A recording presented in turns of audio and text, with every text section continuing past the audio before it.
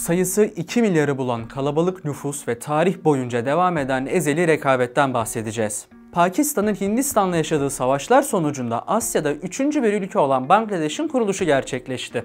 Geniş askeri ekipmana ve işbirliklerine sahip bu ülkenin ayrıca nükleer kapasitesi olduğu biliniyor. Modern Ordular serimizin bu bölümünde Asya kıtasının yükselen gücü Pakistan'ı ele alacağız. Ordu nasıl yapılanıyor? Hangi ekipmanları kullanıyor?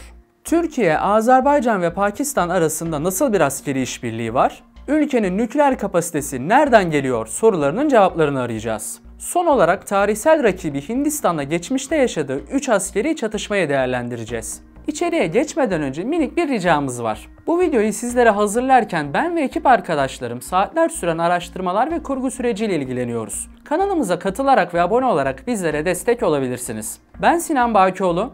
Tetik emniyetini sağladıysanız başlıyoruz.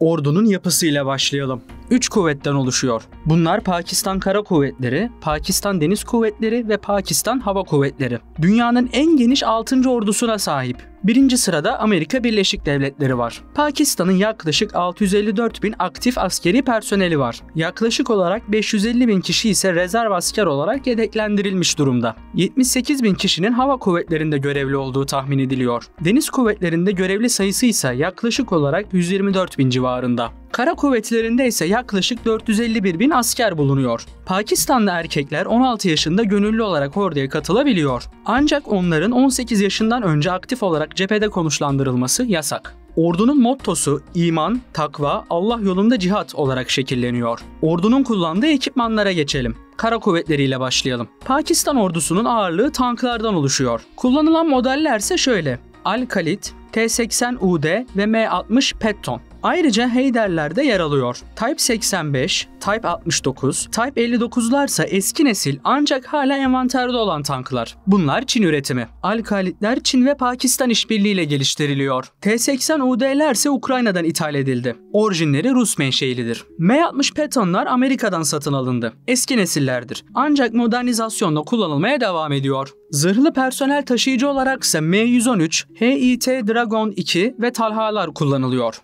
M113'ler Amerikan üretimidir. Ancak Talha ve Dragon 2 ise Pakistan'ın kendi kapasitesiyle geliştirdiği araçlar. Kendinden tahrikli top olaraksa SH-15, M109 ve M110'lar envanterde. İlk model Çin ve Pakistan'ın ortak üretimi. Diğer iki model ise Amerika'dan alındı. Çekili topçu olaraksa M115, M198, M114, Type 59'a 1, Type 86, Type 54'e 1, M101, Mod 56 ve QF Pounder kullanımda. İlk 3 model Amerikan üretimi. Type'lar ise Çin'den alındı. Mod 56 İtalya'dan, QF-25'ler ise Birleşik Krallık'tan tedarik edildi. Karadan ateşlenebilen hava savunma sistemlerinde ise Çin dominasyonu görüyoruz. HQ-7, HQ-16 ve HQ-9'lar yer alıyor. Kara havacılık unsurları olarak MiL-Mi-17, Bell AH-1 Cobra, Eurocopter Fennec ve MiL-Mi-24 kullanılıyor. Hafif ve ağır lojistik için IRSA-330 Puma, Alouette 3, Lama ve AW-139 envanterde. İHA olaraksa Nescom Burak, Şahpar ve UKAP'lar bulunuyor. Bunların tamamı Pakistan üretimi. Hava kuvvetleriyle devam edelim. Savaş uçaklarıyla giriş yapıyoruz. J-10 Dragon, JF-17 Thunder, F-16, Mirage 3, Mirage 5 ve F-7'ler yer almakta. 7 Mayıs 2025'te Çin'den alınan J-10 ve JF-17'lerle Hindistan'a ait savaş uçakları düşürüldü. Pakistan Hava Kuvvetleri'nin başarısı ortaya çıktı. Havadan ikmal içinse İl-78'ler bulunuyor. Lojistiğe yönelik olarak C-130, Saab 2000, Y-12 ve Airbus A319 kullanılıyor. Erken uyarı kontrol uçağı olarak Saab 2000 Erieye tercih edilmektedir. Elektronik savaşa karşı koyma amacıyla ise Dassault Falcon DA-20, ZDK-03 ve Global 6000 bulunuyor. İHA konusunda ise Türkiye ve Çin'le yakın temas var. Bayraktar Akıncı, Anka, Bayraktar TB2, Wing Long 2 ve CH-4 Rainbow'lar satın alındı. Bunların dışında Şahpar, Jasos 2 ve Falkolar kullanılıyor. Helikopter olarak AW-139 ve Mi-17'ler kara kuvvetlerindeki gibi tercih ediliyor. Hava savunma sistemlerinde ise İtalyan, Fransız ve Çin üretimleriyle karşılaşıyoruz. HQ-9BE, HQ-16FE, Spada 2000, Crotale, FN-16, Mistral ve Anzalar bulunuyor. Sadece Anzalar Pakistan üretimi.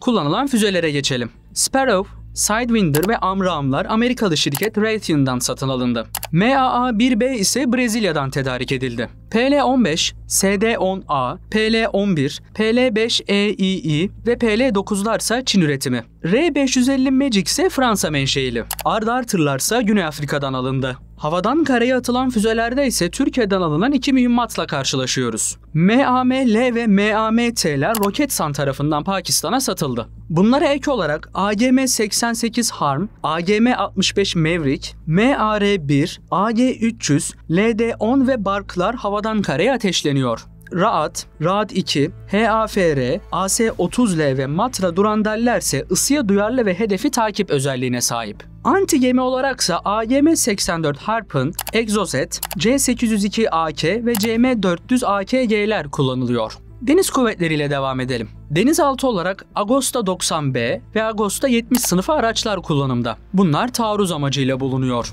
Cep denizaltısı olarak sınıflandırılan Kozmozlar da yer alıyor. Fırkateynlere geçiyoruz. Tugril, Zülfikar ve Oliver Hazar Perry sınıfı fırkateynler bulunuyor. İlk iki araç Çin ve Pakistan ortak üretimidir. Ancak son ekipmansa Amerika'dan satın alındı. Korvetlerde ise Türkiye işbirliği göreceğiz. Babür sınıfı korvetlerden bir adet şu an envanterde. 3 adetse sipariş edildi. Teslimi bekleniyor. Yarmouk ve Azmat sınıfları da bulunuyor. Bunlar Hollanda Romanya ile Çin-Pakistan işbirlikleriyle üretildi. Gözlem ve askeri tespit için Rizvan sınıfı Çin üretimi gemi kullanılıyor. Kısa menzilli gemi hava savunma sistemlerinde ise sırasıyla Gökdeniz, Phalanx ve Type 730B yer alıyor. AM-39 ve AGM-84 füzeleri ise deniz kuvvetlerine ait uçaklar ve helikopterlerden ateşlenebiliyor. Bu iki mühimmat sırasıyla Fransız ve Amerikan üretimi. CAMM-R, FM-90N, LY-60N ve Mistral'ler ise bataryadan havaya ateşlenebilen ekipmanlar. Ülkenin Türkiye ve Azerbaycan'la yaptığı askeri işbirliklerine geçelim. Üç ülkede tarihi, kültürel ve stratejik bağlara dayanan bir ağ geliştirdi. Özellikle son 10 yılda ortak tatbikatlar, askeri ekipman alışverişi ve bölgesel güvenlik konularında yakınlaştı. Türkiye ve Pakistan Soğuk Savaş'tan beridir NATO ve SENTO gibi askeri ittifakların üyesi. Üç Kardeş 2021 adı verilen tatbikat Bakü'de düzenlendi. Türkiye, Pakistan ve Azerbaycan askerleri birlikte katıldı. 2018'de Türkiye 4 adet Milgem korvet satışı yaptı. Biri teslim edildi, diğerleri ise 2025 yılı bitmeden envantere alınacak. 2022'den itibaren Türkiye'den çok sayıda TB2 ve Akıncı İHA'lar alındı. Bunlar Keşmir'de keşif ve sınır güvenliği amacıyla kullanılıyor.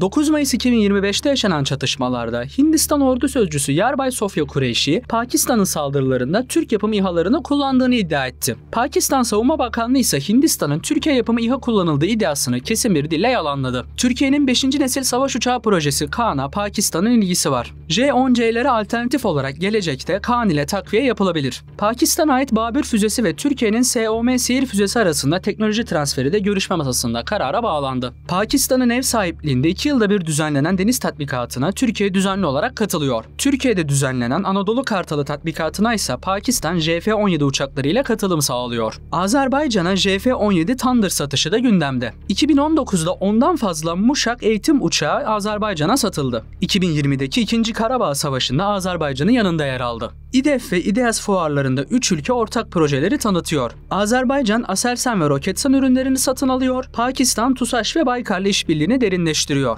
2022'deki İslamabad Deklarasyonu'nda iki ülkede Keşmir konusunda Pakistan'ın yanında olma kararı aldı. Ülkenin nükleer kapasitesine geçelim. Yaklaşık olarak 150 ile 170 arasında nükleer başlığı olduğu tahmin ediliyor. Program 1970'lerde başladı. 1998'de ilk başarılı deneme gerçekleşti. 1971 savaşında yaşanan yenilgi ve Hindistan'ın 1974'te yaptığı Smiling Buddha isimli nükleer denemeden sonra devlet politikası olarak nükleer edinilmesi tercih edildi. Eski Başbakan Ali Bhutto, gerekirse ot yiyerek nükleer silah yapacağız diyerek programı başlattı. Pakistanlı bilim insanı Abdülkadir Han, 1970'lerde Hollanda'daki uranyum zenginleştirme teknolojisini ülkesine taşıdı. 1976'da Kahuta Araştırma Laboratuvarını kurdu. Silah geliştirme için kullanıldı. 1980'den itibaren Çin'den teknoloji, uranyum ve füze sistemleri sağlandı. M11 füzeleri ve nükleer reaktörler Çin desteğiyle hayata geçirildi. 1983'te Pakistan nükleer silahı test etmeden soğuk test yaptı ve silah üretme kapasitesini doğruladı.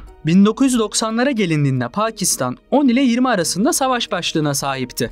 Hindistan'ın Mayıs 1998'de 5 nükleer deneme yapması üzerine Pakistan, 28 Mayıs 1998'de Çagay 1'de 5, 30 Mayıs'ta Çagay 2'de bir nükleer test gerçekleştirdi. Pakistan resmi olarak nükleer güç ilan edildi. Her yıl yaklaşık 5 ile 10 arasında başlık ürettiği tahmin ediliyor. Pakistan ve Hindistan arasındaki 3 önemli çatışma ile videomuzun sonuna doğru geliyoruz. Pakistan ve Hindistan 1947'deki bölünmeden bu yana Keşmir odaklı 3 büyük çatışmada karşı karşıya geldi. 1947'de Hindistan ve Pakistan'ın bağımsızlığıyla Keşmir'in statüsü belirsiz kaldı. Müslüman çoğunluklu Keşmir, Hindu Maharaja Hari Singh tarafından yönetiliyordu. Pakistan, Keşmir'in Müslüman nüfusu nedeniyle kendisine katılmasını bekliyordu. Ancak Singh bağımsız kalmayı tercih etti. Ekim 1947'de Pakistan destekli Peştun kabile güçleri Keşmir'i işgal etmeye başladı. Hari Singh Hindistan'dan yardım istedi ve 26 Ekim 1947'de katılım belgesi imzalayarak Keşmir'i Hindistan'a bağladı. Hindistan, Srinagar'a birlik gönderdi ve kabile güçlerini püskürttü. Pakistan ordusu düzenli birliklerle çatışmalara katıldı. Savaş dağlık arazide ve Keşmir Vadisi'nde yoğunlaştı.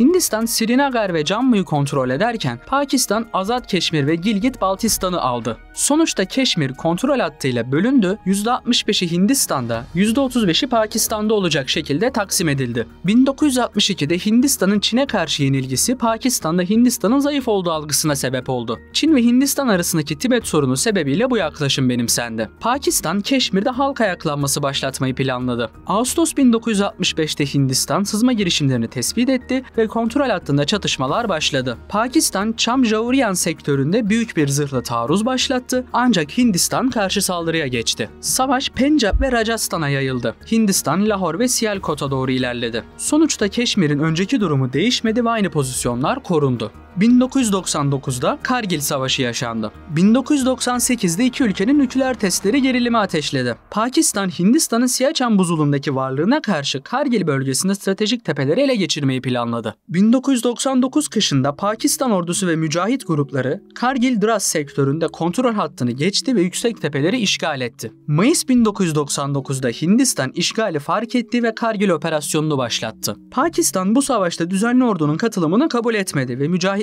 tarafından yapıldığını savundu. Eski Başbakan Nawaz Şerif geri çekilme talimatı verdi ve bu savaşta kesin sonuca ulaşılamadan bitti. Editör yorumuyla videoyu tamamlayalım. Pakistan ordusu Asya'da yükselen bir güç ve geniş insan kaynağı sebebiyle sürdürülebilir bir yapı olarak karşımıza çıkıyor. Özellikle Türkiye, Amerika ve Çin'den yapılan büyük satın alımlar ordunun ekipman yelpazesini genişletmekte. Ayrıca her gün değişen savaş teknolojileri sebebiyle Türkiye'nin bu ihracat kaleminde de yeni yükselişler ve siparişler görebiliriz. Ancak Çin ağırlıklı ürün çeşitliliği ise gelecekte kısıtlı bağlılık sorununa sebep olabilir. Bunun çözümü içinse ülke içindeki projelerin devam etmesi kritik. En önemlisi nükleer caydırıcılığa sahip olması. Bu, ülkenin en son nokta olan geniş kapsamlı bir savaşta hedef olmasının önüne geçecektir. Çünkü ateşlenecek herhangi bir nükleer füze dünyada kıyameti başlatmaya yeter. Tarihsel rakibi olan Hindistan'la yaşanan sorunlar ve onların da büyük bir orduya sahip olması ise taraflar arasında yıpratma yönelik savaş doktrinlerini öne çıkarabilir. Videomuzu tamamlarken fikirlerinizi ve görüşlerinizi yorumlarda bekliyorum.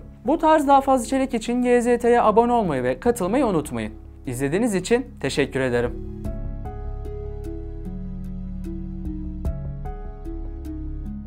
Sayısı 2 milyarı bulan kalabalık nüfus ve tarih boyunca devam eden ezeli rekabetten bahsedeceğiz. Pakistan'ın Hindistan'la yaşadığı savaşlar sonucunda Asya'da 3. bir ülke olan Bangladeş'in kuruluşu gerçekleşti. Geniş askeri ekipmana ve işbirliklerine sahip bu ülkenin ayrıca nükleer kapasitesi olduğu biliniyor.